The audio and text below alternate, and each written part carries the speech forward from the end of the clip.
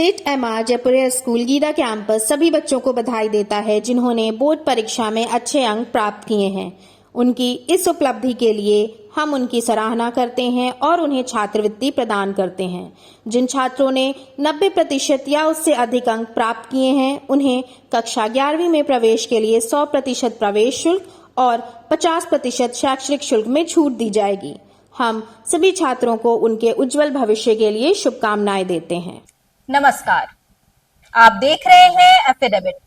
मैं हूं दीक्षा। अब तक की प्रमुख गतिविधियों पे आइए डालते हैं एक नजर। अहिल्याबाई होलकर की 300वीं जयंती के अवसर पर आयोजित संगोष्ठी में भाजपा के राष्ट्रीय महामंत्री अरुण सिंह ने कहा कि मोदी व योगी सरकार अहिल्याबाई होलकर को आदर्श मानकर कर रही है निरंतर कार्य।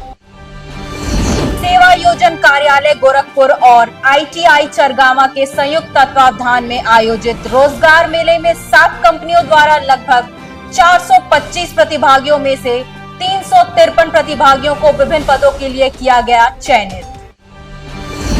राष्ट्रीय लोकदल के कार्यकर्ताओं ने पूर्व प्रधानमंत्री व किसानों के मसीहा चौधरी चरण सिंह की 38वीं पुण्यतिथि पर उनकी प्रतिमा पर माल्यार्पण कर दी उन्हें श्रद्धांजलि। और आज शाम तेज हवाओं के साथ आई आंधी और तेज बारिश ने मौसम को बनाया थोड़ी देर के लिए खुशगवार, लेकिन बढ़ी उमस। बारिश से कई स्थानों पर उत्पन्न हुई जल जमाव की स्थिति। और अब गतिविधियां विस्तार से। अहिल्याबाई होलकर की 300वीं जयंती के अवसर पर रेलवे प्रेक्षागृह में आयोजित संगोष्ठी में भाजपा के राष्ट्रीय महामंत्री अरुण सिंह ने कहा कि मोदी व योगी सरकार अहिल्याबाई होलकर को आदर्श मानकर निरंतर कार्य कर रहे हैं। इनके सपनों को साकार करने के लिए महिलाओं की भागीदारी को भी प्राथमिकता के आधार पर सुनिश्चित किया जा रहा है। कार्यक्रम के दौरान राष्ट्रीय महामंत्री सहित अन्य लोगों ने लोक माता अहिल्याबाई होलकर के चित्र पर माल्यार्पण कर उनका नमन किया। यह 10 साल पहले, करीब 11 साल पहले भारत की 11वीं अर्थव्यवस्था और भारत की अर्थव्यवस्था बहुत फ्रेजाइल थी, नाजुक थी। यह प्रधानमंत्री मोदी जी की नीतियां, प्रधानमंत्री मोदी जी के जो कार्य क्षमता, उसके कारण ही अगर देखेंगे तो हम 11 से 5वीं अर्थव्यवस्था पहुंचे। अब हम 4थी अर्थव्यवस्था पे आ गए और IMF, वर्ल्ड बैंक ने सबने यह कहा है कि भारत शीघ्र 2 साल के अंदर तीसरी अर्थव्यवस्था, थर्ड अर्थव्यवस्था, तीसरी विश्व की अर्थव्यवस्था पहुंच जाएगा। सेवा योजन कार्यालय गोरखपुर और ITI चरगावा के संयुक्त तत्वावधान में आज आयोजित रोजगार मेले में 7 कंपनियों द्वारा लगभग 425 प्रतिभागियों में से 353 प्रतिभागियों को विभिन्न पदों के लिए चयनित किया गया।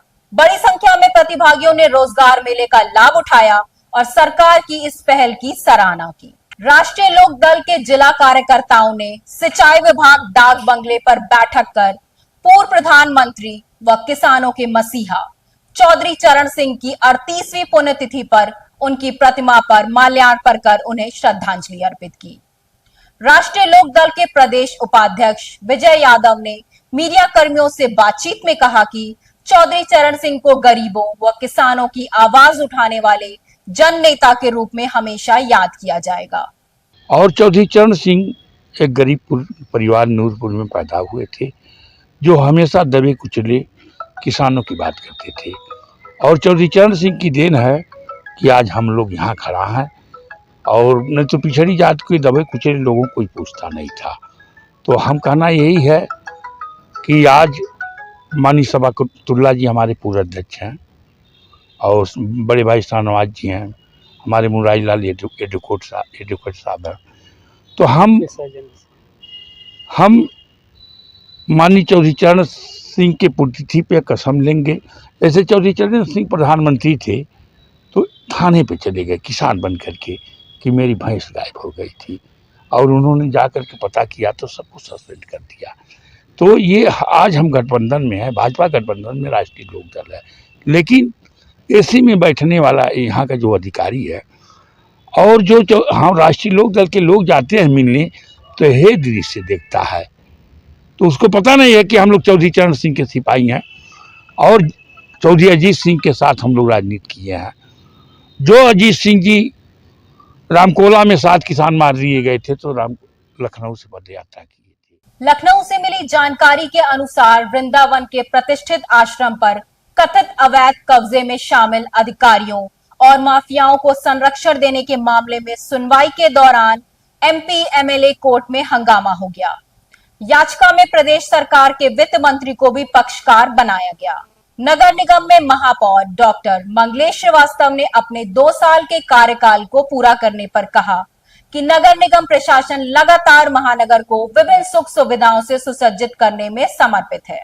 महानगर की सबसे बड़ी समस्या जल जमाव को लेकर शासन के दिशा निर्देश पर गोरधैया नाले का निर्माण कार्य युद्ध स्तर पर किया जा रहा है।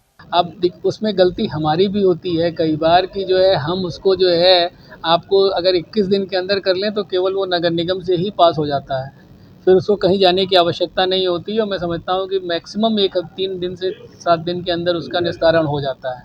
लेकिन अब जब आपको आवश्यकता होती है एडमिशन के टाइम पे, बच्चे के प्रवेश के टाइम पे, तब आप उसके लिए अप्लाई करते हैं तो उसमें फिर हमें 2 बार एसडीएम के पास भेजना पड़ता है। और उसमें जो है कई बार उसमें दूसरे टिप चूँकि दूसरे विभाग में ही जाता है तो उसमें कई बार उसमें भी हम लोगों ने काफ़ी कोशिश की, उनसे कई बार वार्ता करते हैं।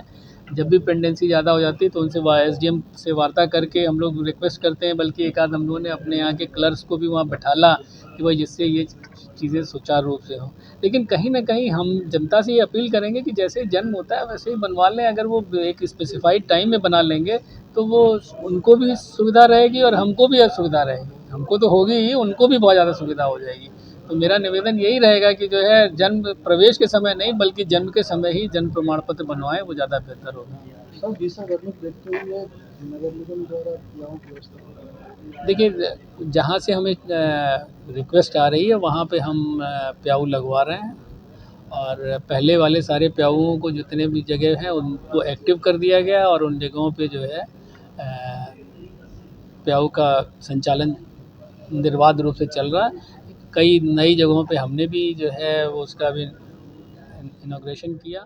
जनपद में सूरज की तीखी किरणों और उमस भरी हवाओं ने आम जीवन को पूरी तरह से प्रभावित कर दिया। लगातार बदलते मौसम के बीच पड़ रही भीषण गर्मी का असर राहगीरों, आम लोगों और बुजुर्गों पर देखा जा रहा है। आज सूरज की तपिश के बाद बदली और फिर शाम को तेज हवाओं के साथ आई आंधी और तेज बारिश ने मौसम को खुशगवार बना दिया। हालांकि कई स्थानों पर जल जमाव की स्थिति देखी गई। जिला आपदा विशेषज्ञ गौतम गुप्ता ने बताया कि मौसम के अगले कई दिनों तक इसी तरह बने रहने की संभावना है। देखिए, इंडियन मेट्रोलॉजिकल डिपार्टमेंट ने हालांकि पूर्वी उत्तर प्रदेश को उन्होंने येलो जोन में रखा हुआ है।